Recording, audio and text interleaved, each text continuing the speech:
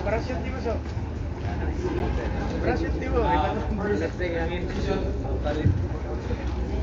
So, paano ba natin itakil muna natin para hindi na tayo akyat baba. Itakil muna natin regarding scaffolding safety. So, sino ba dito yung may experience na sa scaffolding installation? Erection, dismantling. Sino na yung huwag mahiyak? Sino yung naka-experience na mag-connect ng scaffolding?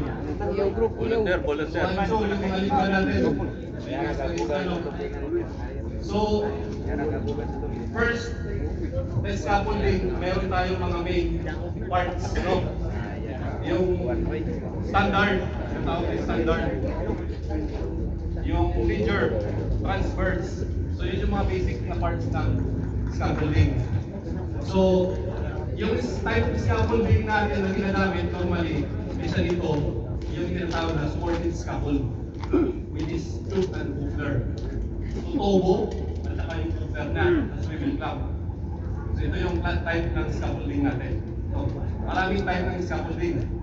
So, isa sa mga basic na titingnan para safe yung working platform. So, ito, yung mag-i-erect at saka mag-dismantle ng scaffold ay dapat siya yung trained at certified na scaffolder. So, every mag-i-erect ng scaffolding, kailangan nasusupervise siya ng trained at certified na scaffolder na supervisor para maiwasan natin proper yung erection. So, ano ba yung mga i-consider? Dapat level yung scaffolding. Squared, plumb, ibig sabihin, skwalado, hindi tabingi. So, makikita mo yung poste niya is straight, no? Hindi siya tabingi, level yung scaffolding. Yun yung first na criteria sa scaffolding safety. Tapos, yung mga base, kailangan may base plate. Ano bang silbi ng base plate? Kasi yung standard natin, so yung pwersa niya, yung bigat ng scaffolding, dinidistribute niya sa lupa. So, kung walang plate, maaari lumubog itong standard. Hindi na siya level, tatabingin siya. So, may posibilidad na mag-collapse yung scaffolding. So, mahalaga yung mga base plate sa baba kasi siya yung pundasyon ng structure. No? So, yung scaffolding, kagaya ng metal scaffold, based sa safety standard, pag lumagpas na tayo ng 20 meters, may requirement na naman. So, kailangan siya design ng structural engineer. So, pag mataas na 20 meters above, kailangan before erection, mayroong si engineer dapat na-design niya yung scaffolding. So, yun sa requirement sa standard, no? So, isa pa sa mga titingnan nyo kapag nagtatrabaho kayo sa temporary working platform, kagaya ng scaffolding, para ma-make sure nyo na safe yung working platform nyo, is tingnan nyo yung tagging system, scaffold tag. No? Pag makita nyo na red tag, ibig sabihin yan, hindi safe yung scaffolding. Baka hindi siya kumpleto. Baka may mga parts na kulang. So, ibig sabihin yan, check siya ng inspector, yung supervisor sa site na naka-in-charge para mag-check ng mga scaffolding system. So, pag nilagyan ni leadman o ni supervisor ng red tag, ibig sabihin hindi pwedeng gamitin yung scaffolding kasi unsafe. So, may kulang sa scaffolding, kaya hindi niya muna pinapagamit. Pag makita nyo na green tag, so ibig sabihin yan, good for use. So, nasa safe yung scaffolding. So, in-inspect na siya, then through inspection, napag-alaman na pwede safe yung scaffolding system. Pwede na magtrabaho yung tao. So, yun yung mga i-consider nyo bago kayo mag-start magtrabaho sa platform gamit yung scaffolding system natin. So, susunod naman na itatakil natin yung safety ladder use of safe use of ladder. So, ano ba yung i-consider natin sa ladder? So, pag ganito, yun yung ina-highlight namin, 3-point of contact. So, ano ba yung 3-point of contact na yun? So, ipapaliwanag namin, pero bago yan, kung halimbawa, ganito naman yung ginagamit yung ladder. So, halimbawa, straight ladder o 8-frame ladder. So make sure nyo na meron anti-slip base yung ladder. Kasi baka dumulas habang nasa taas kayo. At saka body system. So kung ito halimbawa nakaganyan, meron dapat sa isa na nakahawak sa ladder bago umakyat yung isa. So yun yung safe procedure natin. Tapos bawal kang tumungtong dito sa pinakataas na rung, sa pinakataas na step. So at least mga 2 o 3 hanggang doon pa lang.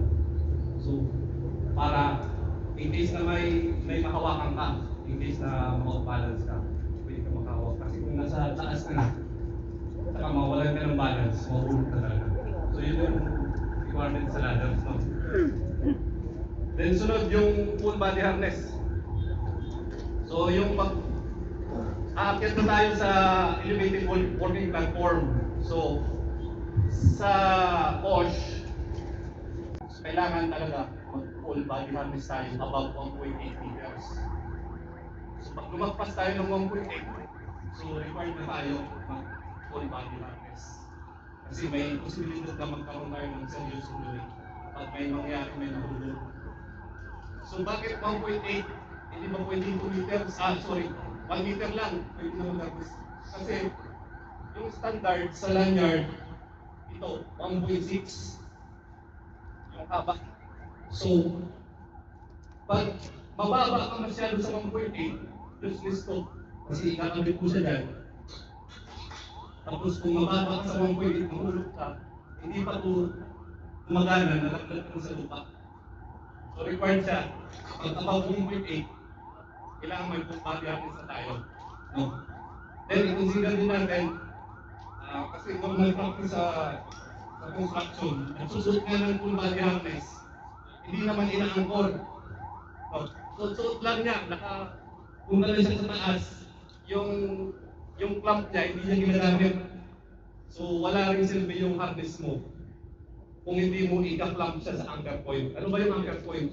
Yung anchor point, yun yung paglalagyan nyo ng clamp. So, yan yung anchor point. Diyan ka maglalagay ng clamp mo. So yung anchor point, siguraduhin mo na sapat siya na protektahan or i-carry yung pwersa ng katawan mo. In case mahulog yung tao, hindi lang yung bigat ng tao yung tayo ng dalhin. Hindi siya mapuputol o bibigay. Kasi kung ilalagay mo yung clamp mo sa mahinang anchor point, useless din, mahulog ka lang din. Kasi hindi kanya kayang suportahan. Yun yung tatandaan nyo. Yung anchor point at saka yung proper na pagsusuot ng full body harness. So mas maganda kung nagsusuot kayo ng full body harness, body system pa rin. So i-check ng body mo kung straight ba lahat. Hindi ba siya masyadong maluwag? So kung maluwag, kailangan i-adjust. No. Kailangan yung harness nakayakap sa katawan mo. So mag-proceed na kami. I-demonstrate namin yung proper na 3-point contact sa ladder. Pagdating namin sa taas, yung highlight natin, yung lalagay tayo dito, pag lalagdag kami ng object sa taas, tatamaan itong pakwan. So makikita natin, yung bakal na yun is katumbas ng bigat ng martilyo o yung mga bakal na normally nandun sa taas ng scaffolding natin during trabaho. So, tingnan natin kung anong epekto sa pakwan. Itong pakwan, ito yung mag-represent ng ulo ng tao. No? So, tingnan natin kung anong damage na makagawa ng bakal yun. Ilalagdag namin doon sa taas. Then, after that, papalitan namin ito, lalagyan namin ng helmet. Lalagyan ulit ng same ng bakal. Then, observe natin kung ano kakaiba ng impact doon sa pakwan. No? So, ano ba yung 3-point contact? So, 1, 2, 3. Angat. 1, 2, 3. Yun yung 3-point contact sa ladder. So, pag alam mo ng 1.8, kapag ka na 1.8, gamitin mo na yung lanyard mo. So, sabit mo ito.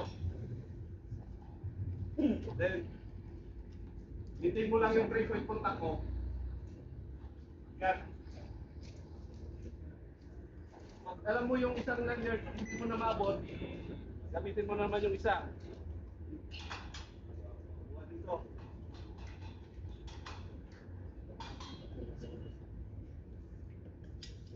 Maintain mo na naman yung 3-point contact mo.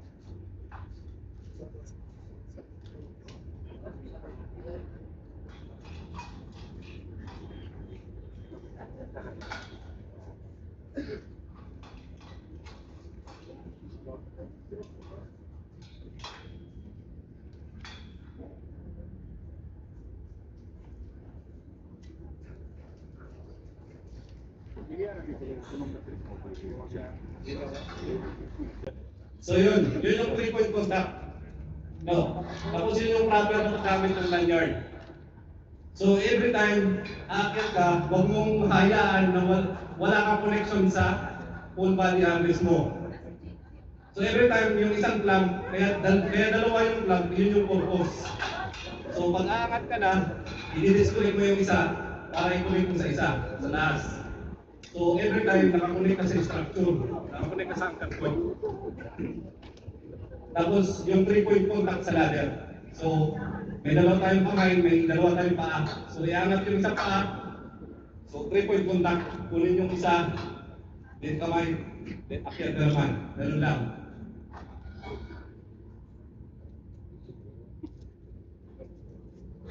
Okay. So, pag-proceed na tayo doon sa demonstration.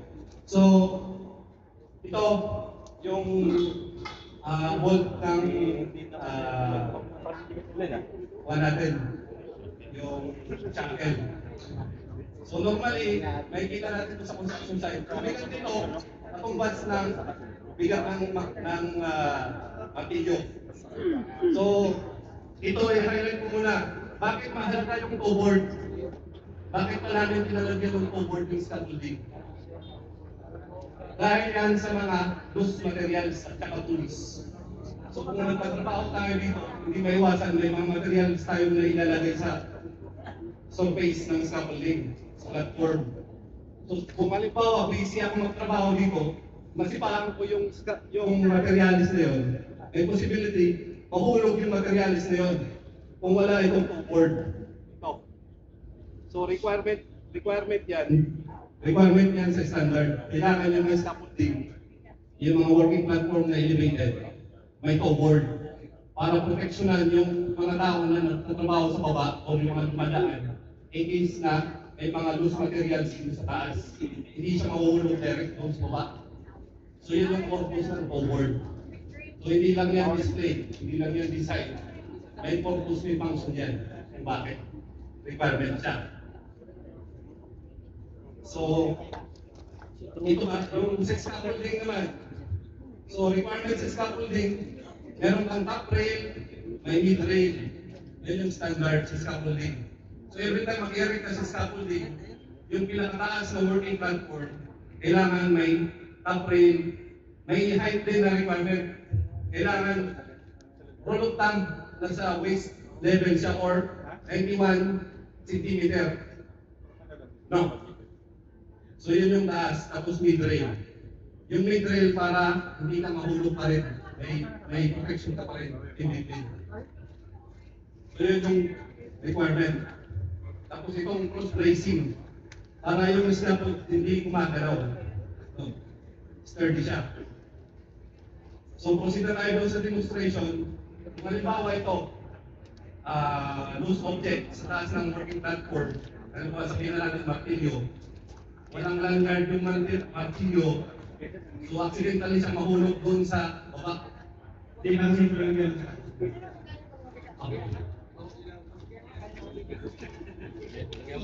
So ilalagay ko itong object.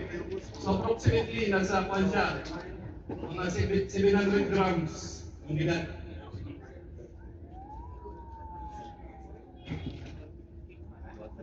So halos nakumba siya ng bigat siya ng martilyo na ginagamit ng mga carpenter natin.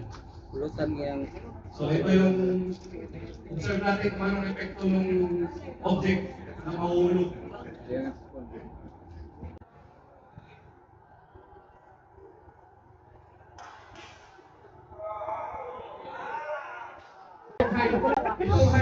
Itong height natin is 6 meters lang from the ground. So 6 meters, 700 grams yung bigat ng martilyo, Pag tinamaan ka sa ulo, serious injury, hospital, hindi yung mangyayari. So yun yung one. Yun yung demonstration natin. So ibig sabihin, meron talagang pwersa na makakadamit sa ulo ng tao. Meters, is serious injury yung resulta. So kaya mahalaga na may head protection tayo sa site. Kasi hindi natin alam. Minsan may mga scaffolding tayo, may mga working platform tayo. Gusto dumadaan tayo dyan. Hindi natin alam bakit may mahulog na bagay na ganun mabigat. Or kahit mas magaan pa doon, magkakaroon pa rin ng serious injuries na kawal tayo. Kaya mahalaga yung head protection.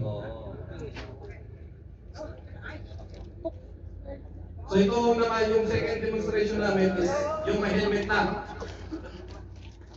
So naka-design lang siya sa certain force. Kung lumagpas doon, hindi ka nila maprotektahan. So ito yung second demonstration natin, ihulog natin yung bakal na simbigat nung ihulog natin nung una. So ito yung obserbahan natin.